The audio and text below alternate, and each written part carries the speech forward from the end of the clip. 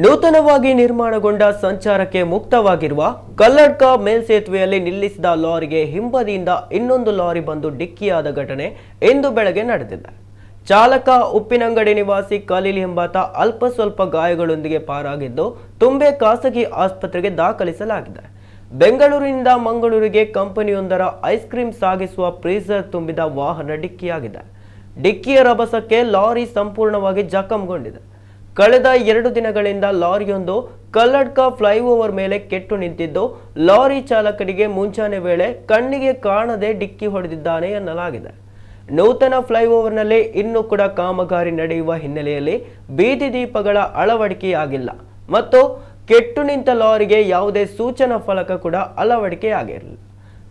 ಘಟನಾ ಸ್ಥಳಕ್ಕೆ ಟ್ರಾಫಿಕ್ ಪೊಲೀಸರು ಭೇಟಿ ನೀಡಿ ಪರಿಶೀಲನೆ ನಡೆಸಿದ್ದಾರೆ.